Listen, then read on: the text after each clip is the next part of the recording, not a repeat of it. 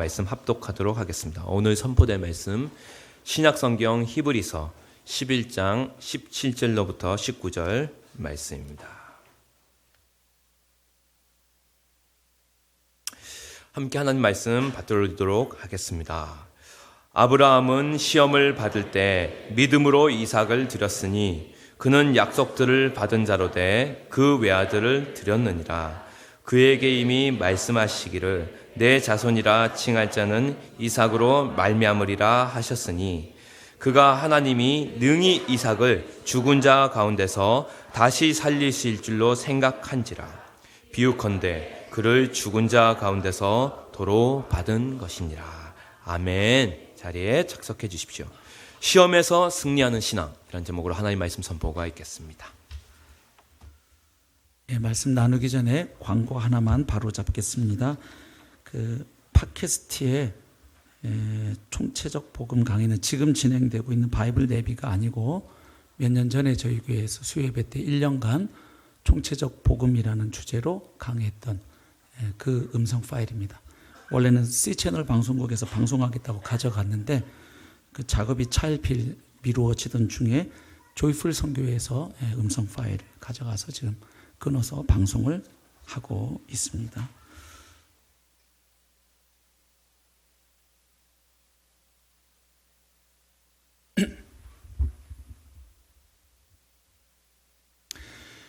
교회에서 신앙생활 하면서 가장 많이 듣게 되면서도 막상 그 개념과 본질이 무엇이냐고 물으면 쉽게 대답하지 못하는 것이 믿음입니다.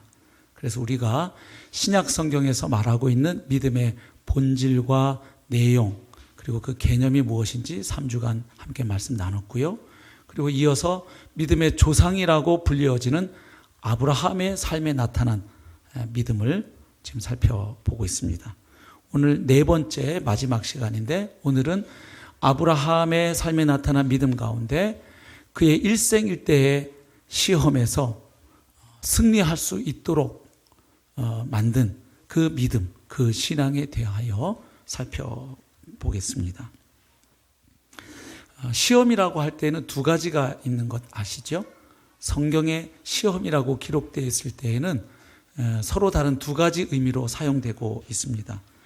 하나는 마귀가 우리를 범죄하도록 유혹하는 시험이 있습니다. 이 시험의 목적은 범죄와 타락이죠. 하나님에게서 우리를 멀어지게 하려는 것이 목적이죠. 그래서 복음을 제대로 누리지 못하도록 하고 성도가 성도답게 살아내지 못하도록 하는 시험입니다. 그래서 주기도문 가운데 우리를 시험에 들게 하지 마옵시고 할 때 바로 이 시험이 사단의 유혹으로부터 우리를 지켜달라 하는 그 시험이죠. 그러니까 시험에 들지 말게 해달라 이 말은 사단의 유혹으로부터 우리를 건져서 우리를 승리하게 해주십시오. 도와주십시오. 보호해 주십시오 하는 기도 제목인 것입니다. 그런가 하면 성도가 겪는 시험 중에는 하나님께서 주시는 것도 있죠. 성도의 신앙을 테스트하기 위한 시험입니다. 그래서 아까 마귀가 주는 시험, 유혹은 영어로는 temptation이라고 보통 표현하죠. 그리고 이 시험은 영어로 표현해 본다면 테스트라고 할 수 있겠습니다.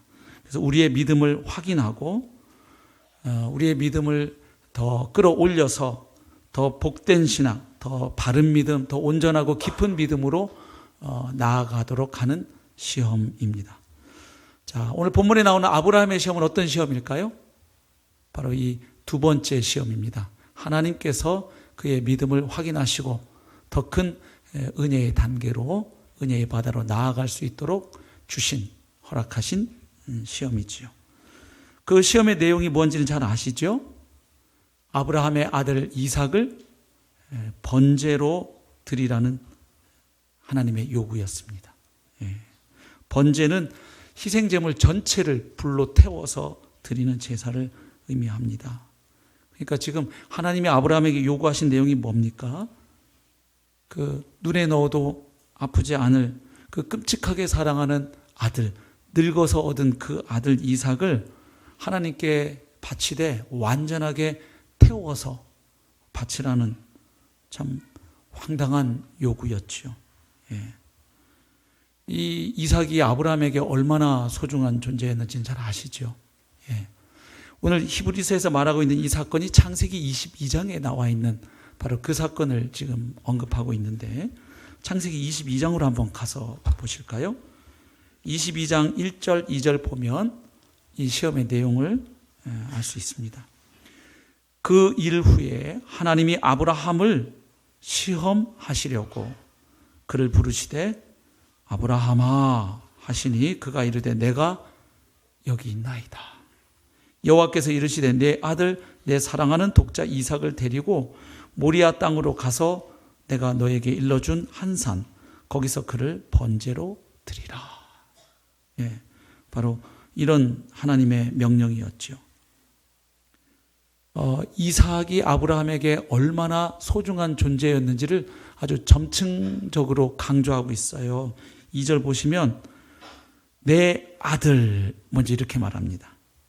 그러니까 아브라함이 지금 번제로 바쳐야 할 제물이 소나 양 같은 짐승이 아니라 사람이라는 겁니다. 그리고 사람 중에서도 누구입니까? 아들인 거예요. 아들. 그 다음에 그 아들을 또 이렇게 설명하고 있죠. 내 사랑하는, 이렇게 돼 있죠.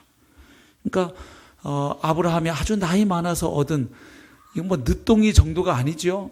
예, 도저히 낳을 수 없는 불가능한 나이에 100세에 하나님의 기적적인 은혜로 낳은 아들 아닙니까? 이 세상 무엇과도 바꿀 수 없는 그 소중한 그 아들, 그 사랑하는 아들을 바치라는 것입니다. 그리고 독자라고 되어 있습니다. 독자. 본부인 사라가 아닌 사라의 몸종이었던 하갈을 통해서도 아브라함이 아들을 낳았죠. 이스마엘입니다. 그러나 그 이스마엘은 이제 떠나갔죠. 그러면 지금 아브라함 곁에 남아있는 유일한 혈통이자 25년을 기다려서 얻은 아들 누구입니까? 이삭이죠. 그 외아들 이삭을 지금 인신 제물로 바치라는 거예요. 예. 아브라함 입장에서 얼마나 당황했겠어요.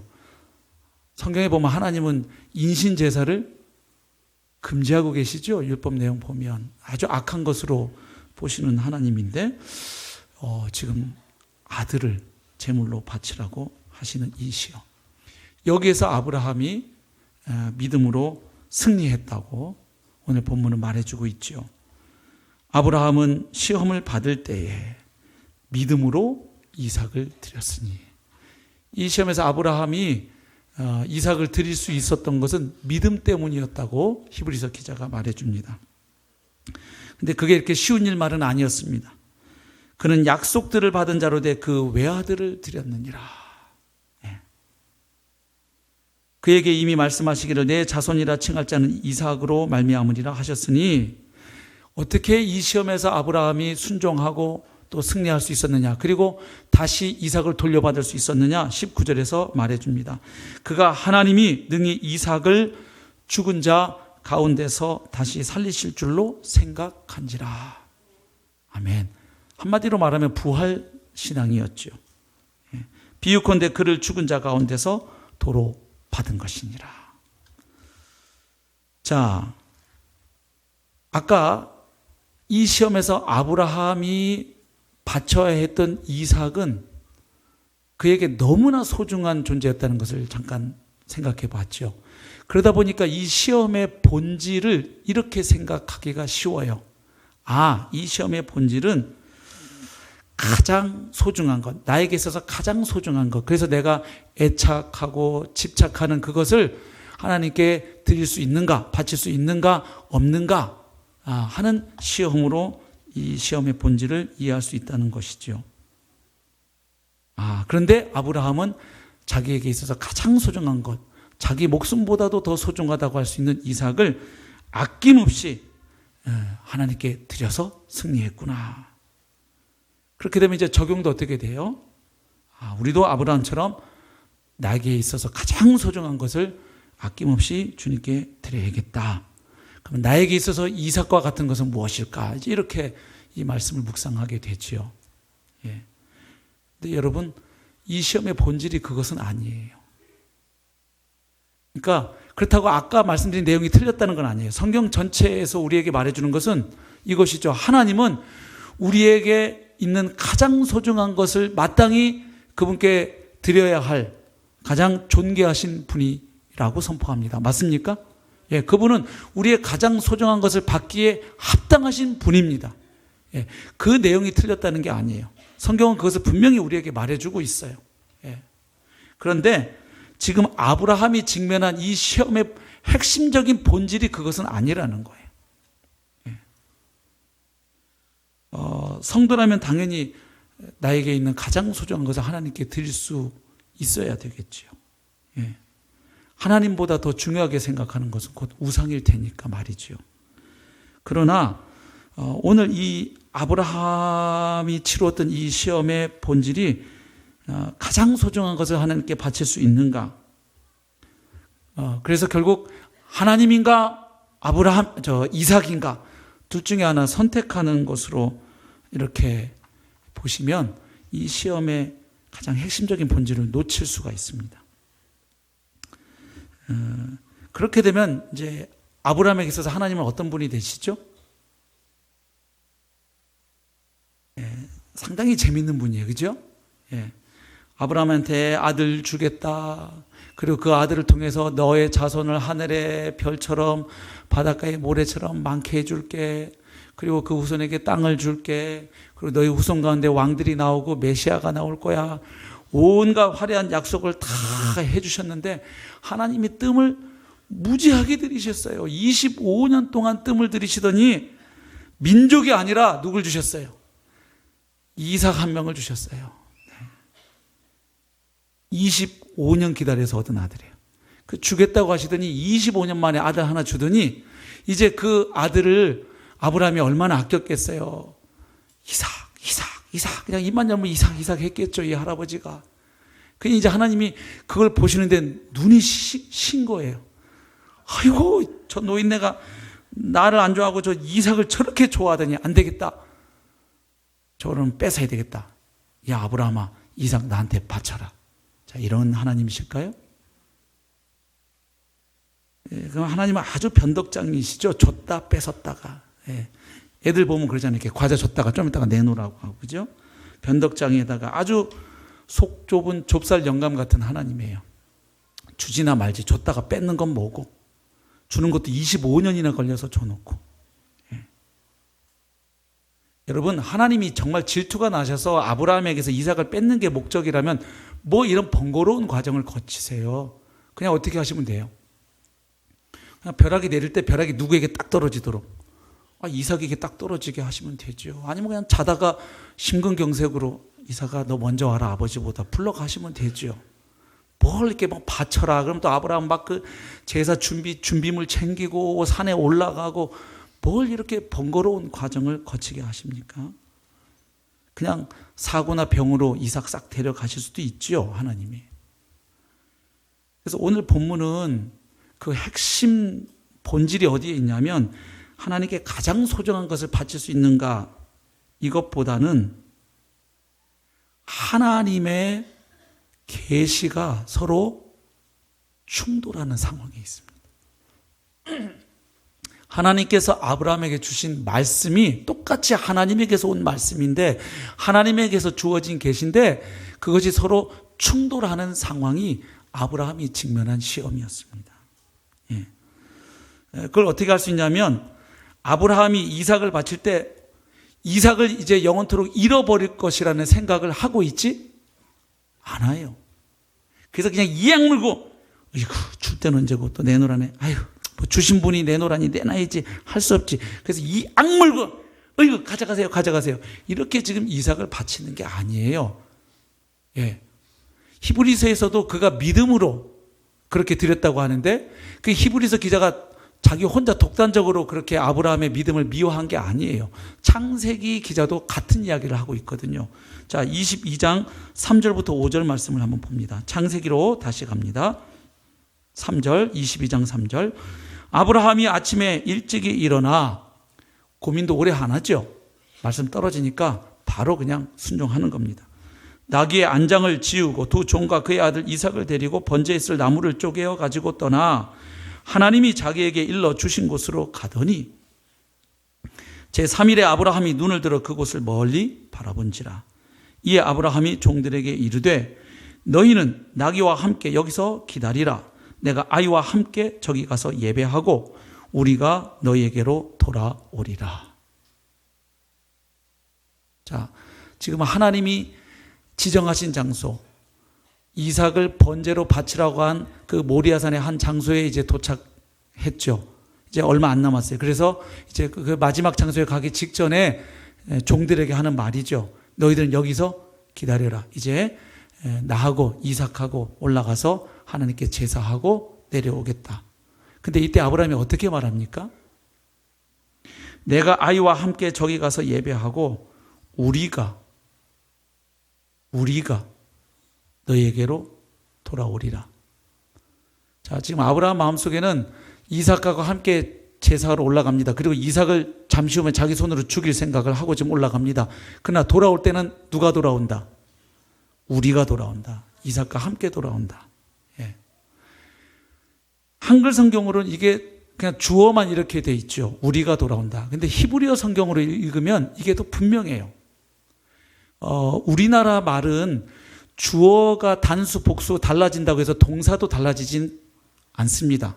예를 들면 철수가 빵을 먹었다 할 때나 철수와 영희와 동철이가 빵을 먹었다 할 때나 주어가 하나는 단수이고 하나는 복수지만 동사는 어때요? 모양이 똑같아요. 그런데 이 지구상의 언어 중에는 주어가 달라지면 동사의 모양이 달라지는 경우가 있어요. 그렇죠? 옛날 영어 시간에 머리 아프게 안 해오셨어요? 주어가 3인칭 단수 현재형이면 동사에 s나 es 붙인다. 이거 맨날 기억 안 나시는군요. 네. 안 나셔도 괜찮아요. 이게 동사가 변해요. 근데 히브리어도 그런 언어예요. 그래서 주어가 단수일 때 쓰는 형태와 주어가 복수일 때 쓰는 형태가 달라져요. 근데 히브리어로 이 5절을 읽으면 내가 아이와 함께 저기 가서 예배하고 할 때 동사도 복수형, 그리고 우리가 너에게로 돌아오리라 할 때도 돌아오리라 하는 동사도 무슨 형? 복수 형태를 쓰고 있어요. 아주 명확해요. 그러니까 아브라함은 분명히 제사를 마치고 돌아올 때는 자기 혼자 돌아오는 것이 아니라 누구와 함께? 이삭과 함께 돌아오리라는 것을 믿고 지금 올라가고 있는 겁니다. 그러니까 가장 소중한 것을 나는 영원히 잃어버리는구나 오늘 이런 마음으로 올라가는 게 아니에요 지금. 예. 그러면 이 시험의 본질은 두 말씀이 충돌하는 상황이라고 아까 말씀을 드렸는데 어떤 말씀이 충돌하고 있습니까? 하나님께서 아브라함에게 주신 약속과 명령이 서로 충돌하고 있죠. 모순된 상황을 만들고 있죠.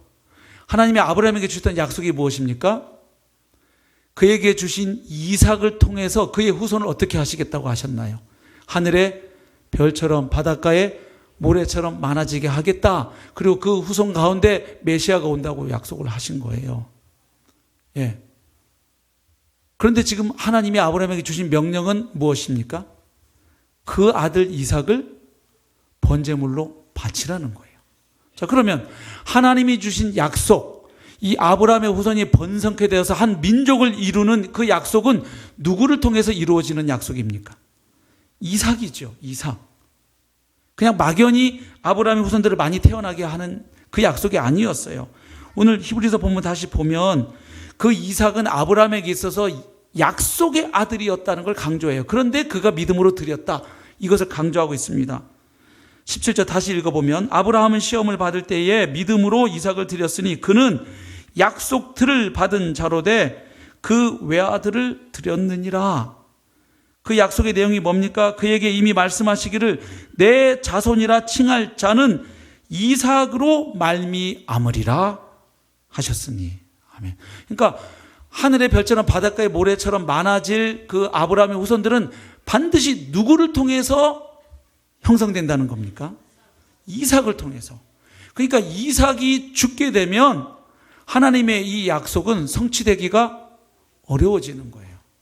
그러니까 그렇게 생각하면 이삭은 절대로 죽어서는 안 되는 아들이죠. 왜? 하나님이 콕 찍어서 말씀하셨으니까. 다른 아들 이스마엘 아니야, 엘리에셀도 아니야. 내가 네 아들 이삭을 통해서 내가 너에게 준 후손에 대한 약속을 내가 반드시 이루리라. 이게 하나님이 아브라함에게 주셨던 약속입니다. 근데 그 약속을 주신 하나님께서 지금 그 아들 이삭을 제물로 바치라는 것이잖아요. 그러니까 이게 서로 부닥칠 수밖에 해요. 인간의 상식으로는 공존할 수 없는 일이죠. 하나님의 언약과 하나님의 명령이 충돌하는 상황입니다. 아브라함이 이 요구를 받고 무슨 고민을 할 수 있었겠습니까? 우리가 생각했던 것처럼 야, 하나님께서 나의 하나밖에 없는 아들, 늙어서든 그 누뚱이라고 말할 수도 없을 만큼 진짜 그 귀한 아들, 눈에 넣어도 아프지 않은 아들을 달라고 하시네. 주실 때는 언제고 또 이제 와서 또 내놓으라고 하시네. 아유, 어찌할꼬. 하지만 할 수 없지만 하나님 달라면 줘야 되고, 또 얼마 전에 내 믿음을 보시고 나를 의롭다고 하셨는데 여기 와서 또 불순종하면 또 그것도 또 뭐가 되냐. 에이, 드리자. 이런 어려움이었을까요? 그게 아니죠. 하나님이 이 아들 이삭을 통해서 이루겠다고 하신 약속이 분명히 주어져 있는데 하나님은 왜 이 아들 이삭을 바치라고 하는 것일까? 그럼 이 아들 이삭이 죽게 되면 하나님의 약속은 다 부도나는데 도대체 무슨 생각이실까? 아브라함이 하나님의 뜻을 다 알 수야 없었겠죠. 예. 근데 분명하게 아브라함이 확신하는 게 몇 개가 있어요. 하나님이 약속하셨으니까 그 약속을 반드시 지키실 것이다. 그리고 하나님이 분명하게 요구하시면 나는 거기에 뭐 해야 한다? 순종해야 한다. 예. 그럼 결국 아브라함 입장에서는 어떤 결론을 내릴 수밖에 없습니까? 나는 하나님 뜻에 순종하여 이삭을 죽이고, 그러면 하나님은 자기 약속 때문에라도 이삭을 살려서 그 약속을 지키실 수밖에 없다. 이 결론에 도달할 수밖에 없죠. 그래서 오늘 히브리서 본문에 보면 그가 하나님이 능히 이삭을 죽은 자 가운데서 다시 살리실 줄로 생각한지라. 네. 그러니까 아브라함 입장에서는 쇼로 죽이는 척 하러 올라간 건 아니에요. 정말로 죽이러 올라갔어요. 그러나 나는 그럼 순종하면 그 다음 일은 누가 책임지셔야 된다? 하나님이 자기가 약속하셨으니까 본인이 책임지셔야지. 예. 그래서 아브라함이 실제로 이삭을 이렇게 죽이려고 칼 뽑아서 이렇게 내리치려고 할 때 하나님이 굉장히 급하게 막으셔요. 아브라함. 왜냐하면 죽일까 말까 죽일까 이렇게 폼 잡으면서 빨리 안 말리시나? 왜 이 양반이 가만히 계시? 이렇게 하지 않았어요. 그냥 확 해서 하려니까 하나님이 제발. 자, 근데 하나님이 그때 왜 말리셨겠어요? 진짜로 아브라함이 이삭을 죽이면 이삭을 못 살리시니까 제가 진짜 사고 치려고 그러네. 믿음이 너무 좋아서 내가 감당이 안 돼. 이 아브라함 어떻게 나보다 더해? 이래서 당황하셔서 막으셨을까요? 그렇지는 않죠. 그런 하나님은 아들 예수 그리스도를 어떻게 죽은 자 가운데 살리실 수가 있었겠어요? 예. 이삭의 믿음을 보시고 준비한 양을, 그죠? 대신, 이삭 대신 죽게 하셔서 여호와 이레 하나님을 계시하시면서 중요한 계시를 또 하나 하시죠.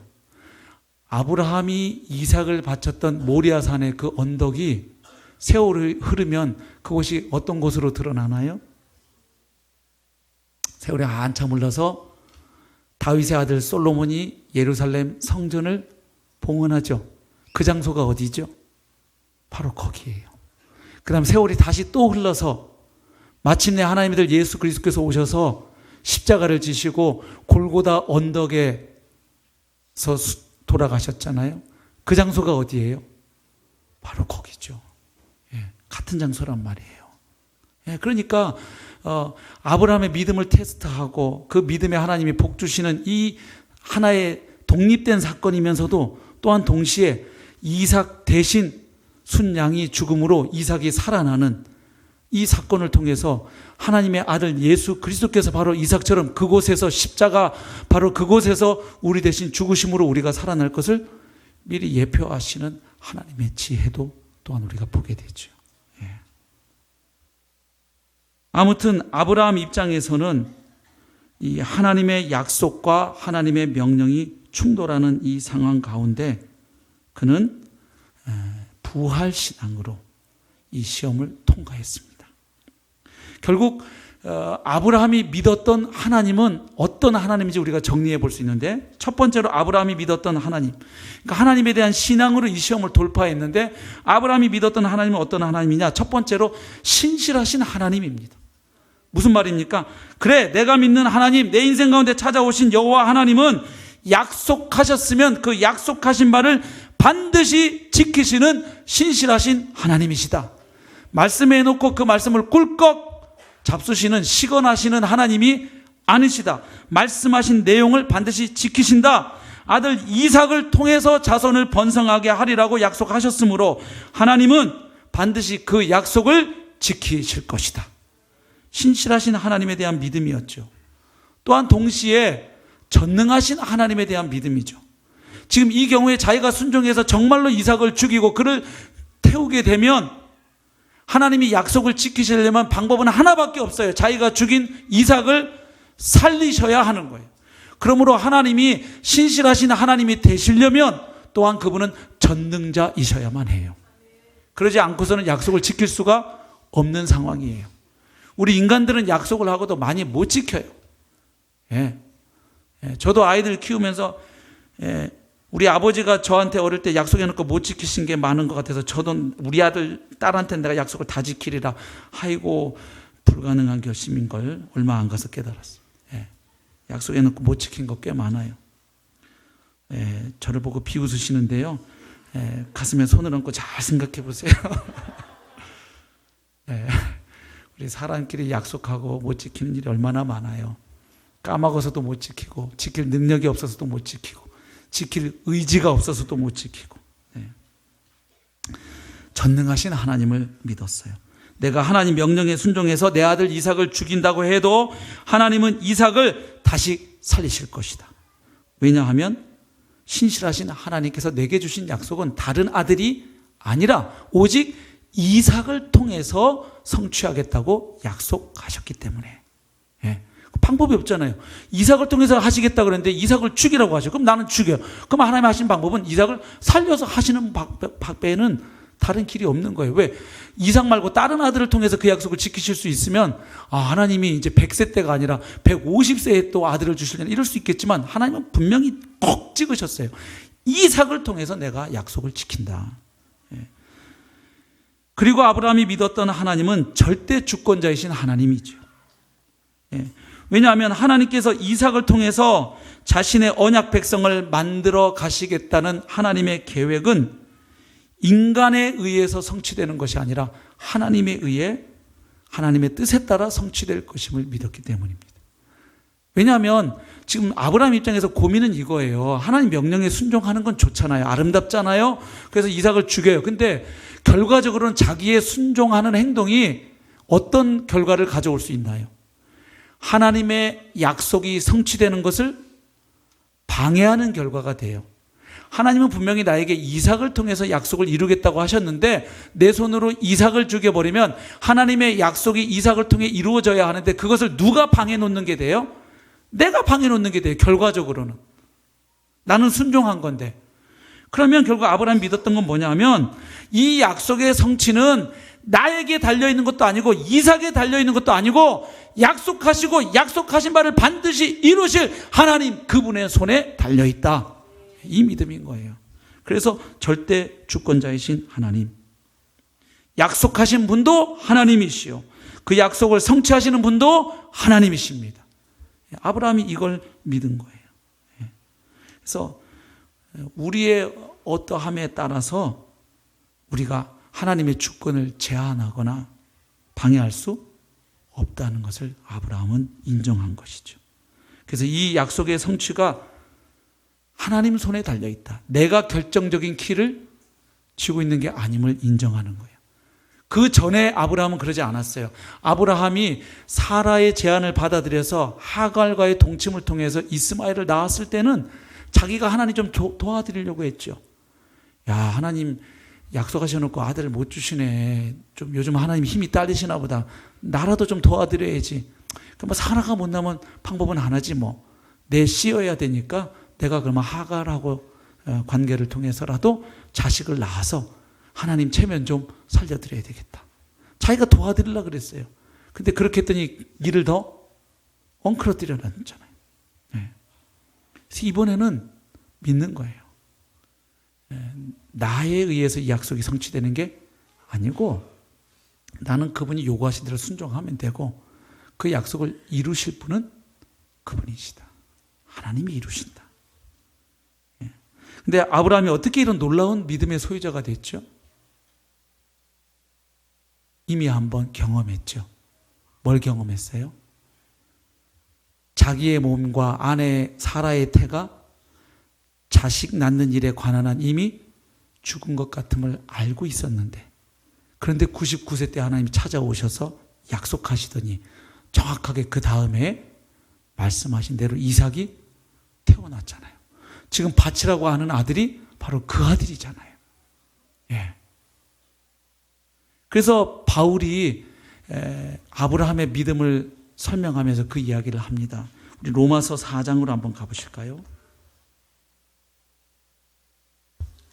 자, 로마서 4장에 보면 아브라함 이야기를 바울이 길게 하거든요. 그런데 그 이유가 있어요. 왜냐하면 로마서 3장에서 바울이 복음의 중요한 진리 하나를 선포했어요. 그건 뭡니까? 죄인이 하나님 앞에서 의로워질 수 있는 것은 오직 믿음으로만 가능하다.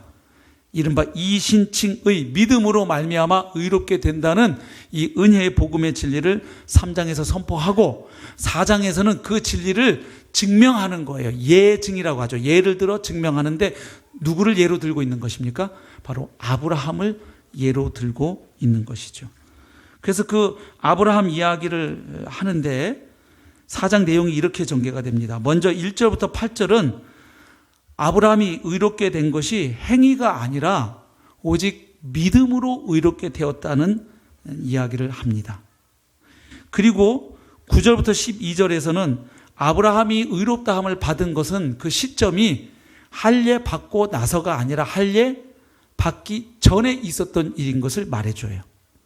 그리고 13절부터 16절에서는 아브라함이나 또 그의 후손들이 상속자가 되리라는 약속을 받은 것은 율법에 근거한 것이 아니고 오직 믿음의 의에 근거한 것임을 말해줍니다. 그러니까 지금 4장 1절부터 16절까지 오는 동안 바울이 한 얘기는 간단히 요약하면 이런 얘기예요. 아브라함은 믿음으로 의롭게 되었는데 그 믿음으로 의롭게 된 것은 율법이나 할례와 상관없이 되었다. 그 이야기를 하는 거예요. 그리고 나서 이제 17절부터 22절까지는 그러면 아브라함이 믿었던 그 내용이 뭐냐, 즉 아브라함의 믿음의 내용이 뭔지를 설명을 하는 거예요. 하나님이 아브라함의 믿음을 보시고 그를 의롭다고 칭하셨는데 그러면 하나님으로부터 의롭다함을 인정받게 된 그 아브라함의 믿음은 어떤 것이었느냐, 이걸 설명하는 것이죠. 17절부터 22절을 한번 보겠습니다. 기록된 바 내가 너를 많은 민족의 조상으로 세웠다 하심과 같으니 그가 믿은 바 하나님은, 자, 아브라함이 믿었던 하나님이 어떤 분인지 설명됩니다. 죽은 자를 살리시며 부활의 하나님, 없는 것을 있는 것으로 부르시는 이시니라, 창조의 하나님. 그러니까 아브라함이 믿었던 하나님은 없는 것을 있는 것처럼 부르시고 만드시는 창조의 하나님이고 죽은 것을 다시 살리시는 부활의 하나님, 전능하신 하나님으로 그가 믿었다는 거예요. 18절 아브라함이 바랄 수 없는 중에 바라고 믿었으니 이는 내 후손이 이 같으리라 하신 말씀대로 많은 민족의 조상이 되게 하려 하심이라. 그가 100세나 되어 자기 몸이 죽은 것 같고 사라의 태가 죽은 것 같음을 알고도 믿음이 약하여지지 아니하고 믿음이 없어 하나님의 약속을 의심하지 않고 믿음으로 견고하여져서 하나님께 영광을 돌리며 약속하신 그것을 또한 능히 이루실 줄을 확신하였으니 그러므로 그것이 그에게 의로 여겨졌느니라. 아멘. 하나님이 약속하신 것을 반드시 지키신다는 믿음. 그 믿음은 결국 하나님은 없는 것을 있는 것처럼 부르시는 창조의 하나님이시고 죽은 것도 다시 살리시는 부활의 하나님인 것을 그가 믿었다는 겁니다. 그래서 그 믿음을 보시고 그를 의롭다 칭해 주신 거예요. 하나님이 왜 이렇게 하셨을까요? 생각해 보면 너무 당연해요. 왜냐하면 여러분, 인간이 하나님께 범한 죄의 본질이 뭡니까? 하나님 무시한 거잖아요. 내가 하나님 되려고 한 거잖아요. 그렇죠? 하나님을 무시하고 하나님을 거부한 게 인간의 죄예요. 그리고 그 죄로 말미암아 사망이 왔어요. 그런데 지금 하나님을 창조의 하나님으로, 부활의 하나님으로 믿고 그 하나님이 약속하신 것을 반드시 성취할 것을 믿는 아브라함의 믿음은 하나님을 누구로 대우하는 거예요? 하나님을 하나님으로 대우하는 거죠. 그러니 하나님이 이런 사람을 의롭다고 하실 수밖에. 그 믿음을 보시고 하나님을 하나님으로 대우하는 이 아브라함을 보시고 하나님은 그를 의롭다고 하신 것이죠. 그런데 아브라함이 4장 1절부터 22절까지 이렇게 길게 아브라함 이야기를 한 목적이 따로 있어요. 그것을 23절부터 25절에 결론으로 밝히고 있는 거예요. 단순히 과거 이야기, 아브라함 이야기, 옛날 이야기 해주려고 지금 아브라함 이야기를 한 게 아니에요. 그것을 바울이 밝히고 있는데 우리 23절 같이 한번 읽겠습니다. 시작. 그에게 의로 여겨졌다 기록된 것은 24절 의로 여기심을 받을 우리도 위함이니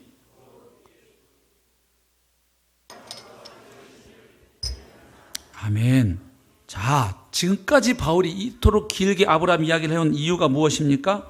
단순히 과거에 있었던 아브라함 이야기를 서술하는데 그 목적이 있는 것이 아니라 아브라함은 모든 시대에 믿음으로 구원받는 하나님의 자녀들, 믿는 자들의 모델이고 패러다임이 된다는 것을 보여주려고 아브라함 이야기를 했다는 거예요. 그러니까 아브라함 이야기를 통해서 결국은 누구 이야기를 하려고? 우리 이야기를 하려고 아브라함 이야기 했다는 거예요. 지금 끝에 가서 바울이 그렇게 밝히는 겁니다. 즉 하나님께서 아브라함을 그의 믿음을 보시고 의롭게 여겨주신 것은 단지 아브라함 그에게만 적용되는 것이 아니고 아브라함과 동일한 믿음을 가진 우리 그리스도인들에게 똑같이 적용된다는 것을 말하려고, 그것을 말해주기 위해서 지금 내가 아브라함 이야기를 하고 있다, 이렇게 밝히는 것입니다. 아브라함이 죽은 자도 살리시고 무에서 유를 만드시는 하나님을 믿어서 그가 의롭게 된 것처럼 성도들도 하나님께서 예수 그리스도를 죽은 자 가운데 살리신 분임을 믿는 그 믿음으로 의롭게 되기 때문에 아브라함과 우리 그리스도인들 사이에는 깊은 연대감이 있다, 그 이야기를 하는 거예요. 그래서 25절 보십시오. 예수는 우리가 범죄한 것 때문에 내 줌이 되고 또한 우리를 의롭다 하시기 위하여 살아나셨느니라. 그래서 여기 표면적으로 보면 우리의 범죄한 죄 때문에 예수님이 내줌, 즉 십자가의 제물로 내어주셨다. 그러니까 주님의 십자가 죽으심은 우리의 죄 사함, 사죄와 관련이 있고 표면적으로, 그 다음 우리를 의롭다 하시기 위하여, 칭의라고 하죠. 칭의는 뭐와 관련이 있는 것처럼 설명합니까? 부활과. 우리를 의롭다 하시기 위하여 살아나셨느니라. 근데 이게 무 자르듯이 잘라질 수 있는 내용이 아니지요. 사죄와 칭의가 나눠질 수 있어요? 죄가 사해지지 않았는데 의롭다고 할 수 있나요, 없나요? 없죠. 죄사함과 칭의가 분리될 수 없는 것처럼 예수님의 십자가와 부활도 분리될 수 없는 것입니다. 그런데 그럼에도 불구하고 이런 문장 형태를 쓰므로 바울은 자연스럽게 우리의 칭의와 예수님의 뭘 연결하고 있어요? 부활을 연결하고 있죠. 예수님의 부활로 말미암아 우리가 의롭게 될 수 있었다, 그것을 강조하고 있죠. 그래서 결국 아브라함의 믿음과 신약 시대를 사는 우리 그리스도인들의 믿음이 그 본질에 있어서는 똑같다는 것을 얘기하는 거예요, 바울이. 예. 아브라함이나 그리스도인이나 똑같이 하나님을 어떤 분들은 믿습니까? 무에서 유를 만드시는 창조의 하나님, 그리고 죽은 자에게 새 생명을 부여하시는 부활의 하나님으로 믿는 사람들이죠. 동일하죠. 그래서 아브라함의 믿음과 그리스도인의 믿음은 본질상 동일하다는 거예요. 다만 차이가 있다면 시점의 차이가 있어요. 아브라함의 믿음을 보면 그의 믿음의 내용은 아직 이루어지지 않은 약속으로 남아 있었던 거예요. 그렇죠? 그렇죠? 그런데 그것을 믿은 거예요. 예. 하나님이 이삭을 주리라고 하셨을 때 그걸 처음에는 웃고 그랬지만 할례 받은 후에 그는 계속 자기 몸을 보면서 하나님의 약속을 믿게 되었어요. 그런데 또 그 이삭을 바치라고 하셔요. 그때도 믿은 거예요.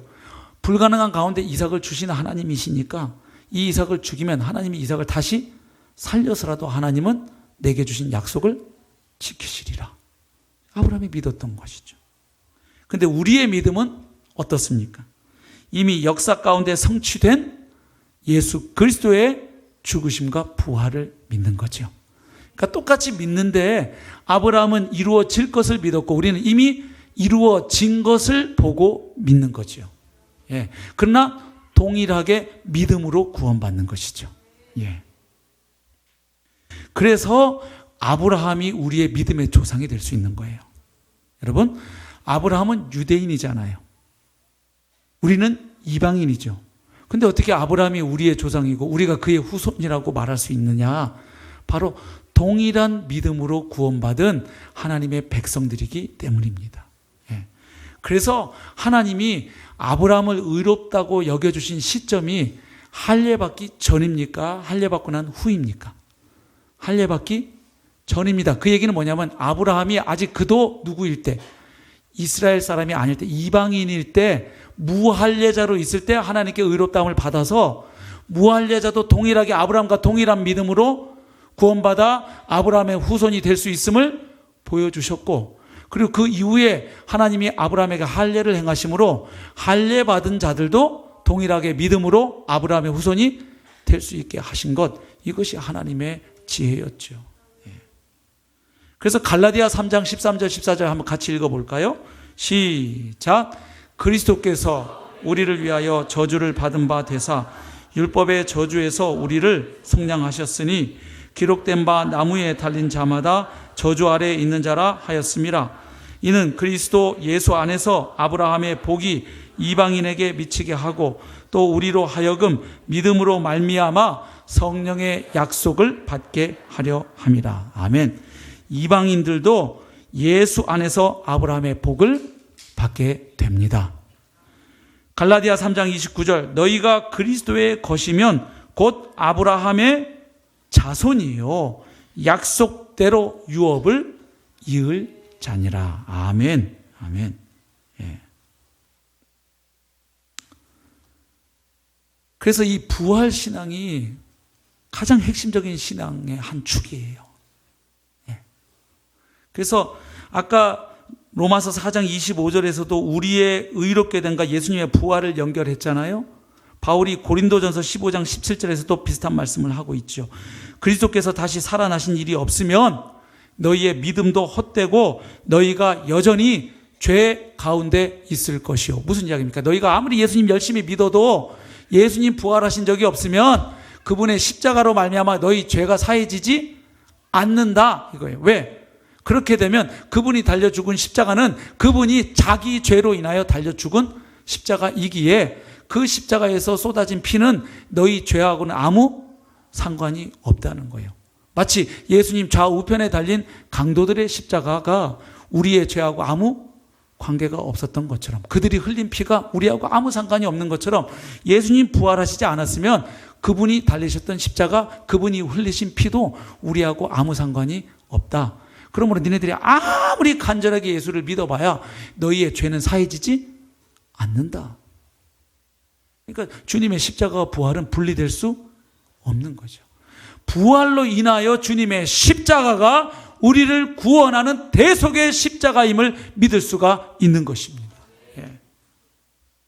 그래서 결국 시대를 초월한 믿음의 본질 가운데 하나가 부활신앙입니다. 그래서 예수님의 부활은 성경에 기록된 여러 사건 중 하나가 아니라 성경의 모든 말씀들과 약속들을 믿게 할 수 있는 근원이 되는 것이고 기독교의 심장이 되는 것이에요. 그래서 정말로 기독교를 무너뜨리고 싶은 사람은 목사들의 일탈과 장로들의 일탈을 비난하고 공격하는 걸로 할 게 아니고, 그것도 잘못한 거죠. 우리가 잘못해서 욕을 먹는 건데, 정말 기독교를 끝장내고 싶으면 예수 부활의 역사적 허구성을 온천하에 밝히고 노벨상 타면 끝나요. 근데 이걸 하려고 2000년 동안 얼마나 많은 사람들이 달라들었는지 아세요? 근데 예수의 부활을 무시하는 사람들은 안 믿은 사람이 많아요. 끝까지. 아이, 뭐 했든지 말든지 상관없어. 그런 말 같지도 않은 소리를 그리고 아예 무시하는 사람들은 상관이 없는데, 재밌는 게 뭐냐면 기독교 역사를 연구해보면 예수 부활이야말로 이건 정말 인간들을 혹세무민하는 아주 나쁜 짓, 아주 이 종교 사기극을 벌이는, 하여튼 이 부활 얘기하는 놈들은 지구상에서 없어져야 될 놈들이다 하고 덤빈 사람들은 전부 복음의 증인이 됐다는 거예요. 가장 극렬하게 그렇게 나섰던 사람이 누구냐면 바울이었어요. 나사렛 예수를 믿는 사람들은 이단 중에서도 아주 괴수 같은 놈들이라고 믿고 그 그리스도인들 잡아 죽이는 게 하나님을 위해서 자기가 할 수 있는 최고의 충성이라고 헌신이라고 믿었던 인물이 바울이에요. 그러나 그가 다메섹 도상에서 부활하신 주님 만나서 바로 자기가 핍박했던 그 예수가 그리스도요 주요 하나님의 아들이라는 이 복음을 증거하는데 그의 인생을, 목숨을 바쳐요. 예. 지난주에 우리 교육자들은 그 CBS 방송국에서 이제 수입해서 10월 말에 개봉하게 될 바울이라는 영화를 미리 봤어요. 시사에 초청받아서 봤는데 거기에 그 바울의 신앙과 하나님의 바울에게 주셨던 복음이 얼마나 잘 녹아서 들어있는지, 저희도 아주 그 영화를 보고 나오면서 너무 큰 감동을 받아가지고 그 밤에 다 그냥 못 자고 또 다시 또 사도행전, 디모데후서, 바울이 최후로 남겼던 서신들 읽을 수밖에 없었던 영화를 마침 또 봤어요. 바울만이 아니죠. 배너를 썼던 작가도, 그렇죠? 그가 퇴직하면서 퇴직금으로 역사적으로 예수의 부활이 완전히 날조된 신화 전설도 아니고 사기극이란 걸 내가 온 세계에 밝히겠다고 아예 글로 갔죠. 그 지방으로. 그래서 발굴 작업하다가 친구하고 만나가지고 넌 어떻게 돼가? 그랬더니 친구가 나는 예수님 믿게 됐어. 그랬더니 나도 믿게 됐는데. 네. 그러고 쓴 작품이 벤허거든요. 벤허예요. 그게 원래 그 작품을 쓰러 은혜 받으려고 한 게 아니고 거기 가서 유물 발굴 작업해가지고 예수의 부활이 날조된 이야기라는 걸 밝히려고 갔다가 배너를 쓰게 돼버렸어요. 이런 사람이 한둘이 아니에요. 그래서 저도 그래서 자신 있게 여러분들에게 얘기하는 거예요. 부활을 그냥 못 믿겠으면 무시하지 마시고 아예 정면으로 달라드세요. 이런 말 같지 않은 소리로 기독교가 2000년 동안 사기극을 벌이고 이걸 가지고 목사들이 밥을 먹고 사는구나. 안 되겠다. 내가 인류에 공헌해야 되겠다. 아주 작심하시고 달라드시기를 주님의 이름으로 축복합니다. 왜냐하면 그렇게 달라드시면 곧 주님을 만나시기 때문입니다. 왜냐하면 제가 그랬던 놈이니까요. 제가 대학교 3학년 때 1년을 이 부활의 허구성을 밝히는데 제 인생을 쓰기로 하고 열심히 달라들다가 어느 날 주님 앞에 무릎을 꿇었습니다. 그래서 바울은 얘기하는 거예요. 부활은 모든 사람에게 믿을 만한 증거가 된다. 사도행전 17장 30절 31절 알지 못하던 시대에는 하나님이 간과하셨거니와 이제는 어디든지 사람에게 다 명하사 회개하라 하셨으니 이는 정하신 사람으로 하여금 천하를 공의로 심판할 날을 작정하시고 이에 그를 죽은 자 가운데서 다시 살리신 것으로 모든 사람에게 믿을 만한 증거를 주셨음이니라. 그러니까 예수님의 부활이 있고 나서는 이제 안 믿으면 네가 못 믿을 수도 있지 그렇게 빠져나갈 구멍이 없다는 거예요. 확실한 증거를 주셨기 때문에. 마태복음 12장 38절 40절 보면 바리새인과 서기관들에게 우리가 당신을 믿어야 할 확실한 표적 보여달라고 했을 때 예수님이 하신 대답이 뭡니까? 요나의 표적밖에는 없느니라. 요나가 3일간 물고기 뱃속에 들었다가 나온 것처럼 인자가 땅속에 3일간 묻혀 있다가 부활할 그 표적을 이야기하시는 것이죠. 예. 그래서 여러분, 부활이 믿음의 가장 핵심인 이유는 생각해 보세요. 부활로 인해서 하나님이 살아계신 것이 확증되지요. 아멘? 왜냐하면 예수를 죽은 자 가운데 살리신 분이 하나님 아버지시니까. 예수의 부활이 사실이면 일단 눈에 보이지 않았지만 하나님이 살아계신다, 확증. 두 번째, 부활로 인해서 예수님이 하나님의 아들이시고 그리스도이심이 확증됩니다. 그 다음, 부활로 인해서 예수님이 달려 죽은 십자가가 우리를 구원하기 위해 하나님이 마련하신 대속의 십자가임이 확증이 됩니다. 그 다음에 부활로 인해서 성경의 모든 말씀을 믿을 수 있게 됩니다. 그 전까지는 성경 말씀 하나하나 이렇게 다 따지고 다 공부해서 믿으려면 죽을 때까지 못 믿어요. 여러분, 예수님 믿고 난 뒤에도 성경이 다 이해되던가요? 어떤 부분 이해 안 되는 것들 꽤 있어요. 목사님, 저도 있어요. 아직까지. 많이 해결된 것도 있고 아직도 계속 남겨두고 있는 연구 과제들도 있어요. 그러나 그럼에도 불구하고 이해되지 않는 나머지 말씀들도 제가 다 하나님 말씀으로 받아들일 수 있는 것은 바로 성경대로 죽으시고 부활하신 예수 그리스도 그분 때문이에요. 그분은 이 말씀을 하나님 말씀으로 인정하셨거든요. 네. 그래서 요한복음 2장 22절도 보면 죽은 자 가운데서 살아나신 후에야 제자들이 이 말씀하신 것을 기억하고 성경과 예수께서 하신 말씀을 믿었더라. 제자들조차 주님의 부활 이후에 예수님 말씀과 구약 성경 말씀을 제대로 믿게 되었다는 이야기죠. 또 부활로 인해서 하나님의 사랑이 확증되죠. 왜? 십자가가 하나님의 사랑의 확증인데 그 십자가가 우리를 구원한 십자가임을 무엇이 확증해줘요? 부활이 확증하니까 부활로 인해서 하나님은 우리를 사랑하시되 자기 아들을 제물로 내어주실 만큼 우리를 그렇게 끔찍하게 아끼셨구나. 부활로 믿게 되죠. 그 다음 예수님의 부활로 우리도 그분의 부활에 참여할 것을 믿을 수 있게 됩니다. 왜냐하면 성경은 말하기를 예수님의 부활은 단지 그분만의 부활이 아니라 부활의 첫 열매라고 말씀하고 있기 때문입니다. 하나님이 예수님을 살리신 것처럼 우리를 다시 부활시키실 것을 믿을 수가 있죠. 부활로 사망이 정복될 것을 믿을 수 있고요. 부활로 주님이 약속하신 완성될 하나님의 나라 믿을 수 있죠. 새 하늘과 새 땅 못 봤잖아요. 어떻게 믿어요? 부활하신 주님이 승천하시면서 약속하셨거든요. 내가 반드시 다시 온다. 그리고 너희를 그 영원한 내가 너희를 위해서 처소를 준비하는데 그날에 내가 너희와 함께 하리라. 그분이 약속하셨기 때문에 우리가 믿을 수가 있죠. 그분의 재림도 마찬가지고요. 그래서 결국 예수님의 부활을 믿는다는 것은 단지 2000년 전에 예수라고 하는 분이 죽었는데 다시 살아났구나. 그걸 믿는 데서 끝나는 믿음이 아닙니다. 왜냐하면 그분이 죽으시고 부활한 목적이 따로 있기 때문입니다. 우리 마지막 구절 로마서 14장 9절 읽겠습니다. 시작. 이를 위하여 그리스도께서 죽었다가 다시 살아나셨으니 곧 죽은 자와 산 자의 주가 되려 하심이라. 아멘. 예수 그리스도의 부활을 믿는다는 것은 부활하신 그분이 온 세상의 주, 만왕의 왕, 만주의 주이실 뿐만 아니라 그분은 특별히 나의 주가 되심을 믿는 거예요. 아멘. 그래서 그 주님이 이제 내 인생을 책임져 주시고 보호해 주시고 인도해 주실 것을 믿으며 살아가는 것입니다.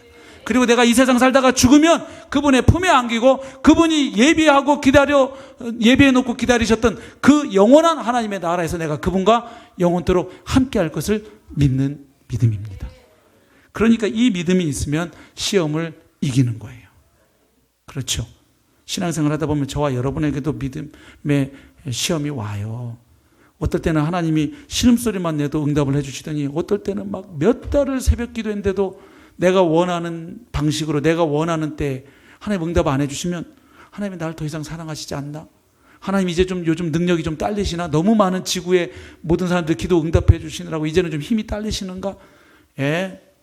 신앙생활 하다 보면 반드시 어떤 시기에 믿음이 이렇게 시험에 직면합니다. 그때 우리가 다시 통과해 갈 수 있는 믿음이 바로 부활신앙입니다. 하나님이 그 아들 예수 그리스도를 죽은 자 가운데 살리신 것을 믿으면 그 하나님이 나의 아빠 되심도 믿을 수 있는 거예요. 아멘.